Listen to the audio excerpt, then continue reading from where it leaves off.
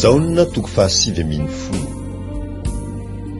Jesosy nampijaliana, Jesosy nomelohina ho faty. Jaona toko fahasivy ambin'ny folo, andininy voalohany hatramin'ny fahaenina ambin'ny folo. Ary tamin'izany dia nalain'i Pilaty Jesosy ka nokapohiny. Ary ny miaramila nandranana satroka tsilo ka nasatry ny lohany, ary nampitafiany lamba volomparasy izy. Dia nanatona azy ireo ka niteny hoe arahaba ry mpanjakan'ny Jiosy, sady namely tahamaina azy izy. Dia nivoaka indray Pilato ka nanao taminy hoe indro izaho mitondra azy mivoaka ho eto aminareo, mba ho fantatrareo fa tsy hitako izay helony na dia kely akory aza. Ary nivoaka Jesosy misatroka tsilo sy mitafy ny lamba volomparasy. Dia hoy Pilato tamin'ny vahoaka, indro ny lehilahy. Ary rehefa hita ny lohan'ny mpisorona sy ny mpiandry raharaha Jesosy, dia niantso ireo ka nanao hoe omboy amin'ny hazo fijaliana izy, omboy amin'ny hazo fijaliana izy. Hoy Pilato taminy, entinareo izy ka omboy amin'ny hazo fijaliana, fa izaho tsy mahita izay helony. Fa ny Jiosy namaly azy hoe izahay manana lalàna, ary arak'izany lalàna izany dia tokony ho faty izy, satria manao ny tenany ho zanak'Andriamanitra. Ary noho nireny Pilato izany teny izany dia vao maika natahotra izy. Dia niditra tao anaty rova indray izy ka nanao tamin'i Jesosy hoe avy aiza moa ianao? Fa tsy namaly azy akory Jesosy. Dia hoy Pilato taminy, tsy miteny amiko va ianao? Tsy fantatrao va fa manana fahefana handefa anao aho, sady manana fahefana hanombo anao amin'ny hazo fijaliana koa? Jesosy namaly azy hoe ianao tsy manana fahefana amiko akory raha tsy nomenanao avy any ambony. Koa izay nanolotra taminao no manan-keloka bebe kokoa. Ary hatramin'izany dia nitady handefa azy Pilato. Nefa ny Jiosy niantso ka nanao hoe raha alefanao io lehilahy io dia tsy mba sakaizan'i Kaisara ianao, fa izay rehetra manao ny tena no mpanjaka dia manao teny manohitra ny Kaisara. Ary rehefa ren'ny Pilato izany teny izany, dia nitondra ny Jesosy nivoaka izy ka nipetraka teo amin'ny seza fitsarana teo amin'ny fitoerana avo atao hoe lampy vato, fa amin'ny teny hebreo Gabata. Ary andro fiomanana amin'ny Paska ny andro, tokony ho tamin'ny ora fahaenina. Dia hoy izy tamin'ny Jiosy, indro ny mpanjakanareo. Fa niantso ireo hoe ento, omboy amin'ny hazo fijaliana izy. Hoy Pilato taminy, homboako amin'ny hazo fijaliana va ny mpanjakanareo? Ny lohan'ny mpisorona namaly hoe tsy manana mpanjaka fa tsy Kaisara izahay. Ary tamin'izany Pilato dia nanolotra azy taminy mba ho omboana amin'ny hazo fijaliana, dia noraisin'ireo Jesosy. Jesosy no omboana teo amin'ny hazo fijaliana. Jaona toko fahasivy ambin'ny folo, andininy fahafito ambin'ny folo hatramin'ny fahasivy amby roapolo. Ary izy nitondra ny hazo fijaliany dia nankany amin'ny tany atao hoe Ikarandoa, izay atao amin'ny teny hebreo hoe Golgota. Teo no nanombona azy tamin'ny hazo fijaliana, ary nisy roa lahy koa niaraka taminy, iray avy teo andaniny roa, ary Jesosy teo afovoany. Ary Pilato nanoratra anarana ka napetany teo amin'ny hazo fijaliana. Ary izao ny voasoratra, Jesosy avy any Nazareta, mpanjakan'ny Jiosy. Ary izany anarana izany dia novakian'ny Jiosy maro, fa akaiky ny tanàna ny tany izay nanomboana an' Jesosy tamin'ny hazo fijaliana. Ary voasoratra tamin'ny teny hebreo sy romanina sy grika izany. Ary noho izany ny lohan'ny mpisorona tamin'ny Jiosy dia nanao tamin'ny Pilato hoe aza soratana hoe mpanjakan'ny Jiosy, fa izao izy no nilaza hoe mpanjakan'ny Jiosy aho.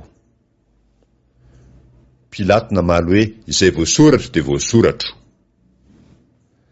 Ary rehefa voaombony miaramila tamin'ny hazo fijaliana Jesosy, dia nalainy ny fitafiany ka nozarainy efatra, samy nanana ny anjarany avy ny miaramila. Ary ny akanjony koa, fa tsy nisy vitrana ny akanjony, fa tenina ray ihany. Dia niresaka hoe izy, aza mba triaritsika, fa aoka ilokatsika ho an'izay hahazo azy. mba hahatanteraka ny soratra masina manao hoe: nozarainy ny fitafiako ary nilokany ny akanjoko. Salamo 2:20. Izany zavatra izany no nataony miaramila. Ary nijanona teo akaiky ny hazo fijalian'i Jesosy ny reniny sy ny rahavaviny reniny, Maria, vadiny Klopa sy Maria Magdalena.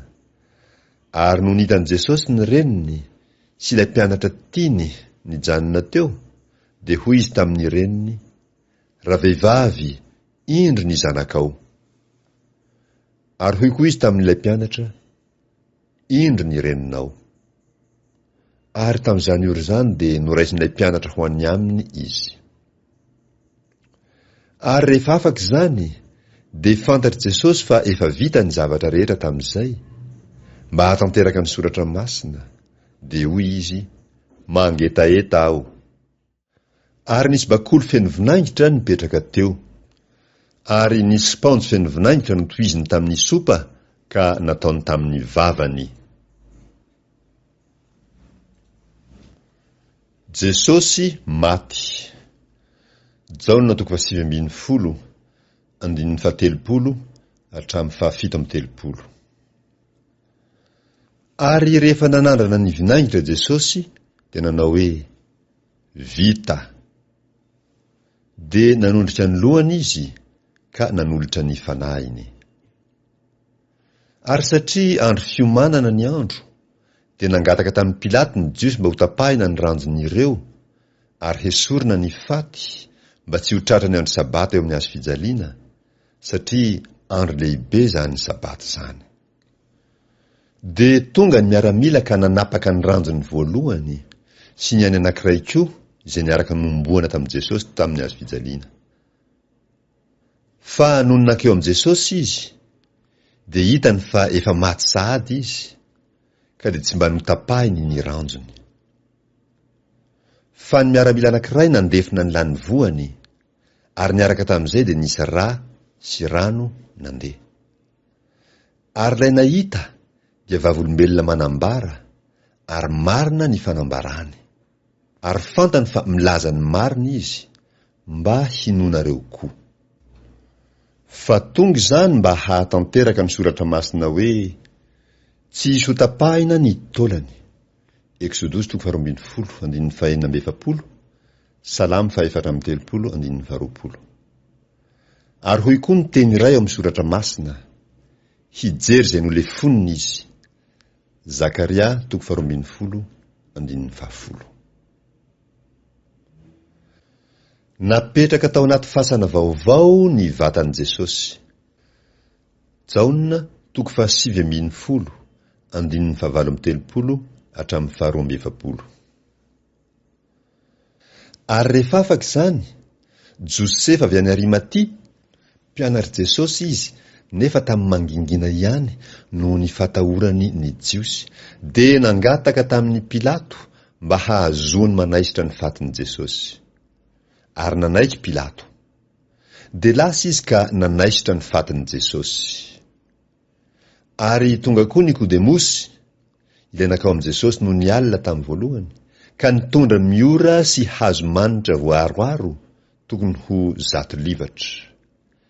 Dia noraisiny ny fatin'i Jesosy ka nofonosiny lambapaty mba amin'ny zava-manitra, araka ny fanaony jiosy raha mamboatra faty alevina. Ary nisy sà teo amin'ilay nanomboana azy tamin'ny hazo fijaliana, ary teo anatin'ilay sà nisy fasana vaovao, izay tsy mbola nandevenana olona. Ary teo no nandevenany an'i Jesosy noho ny andro fiomanan'ny jiosy, satria teo akaiky ny fasana.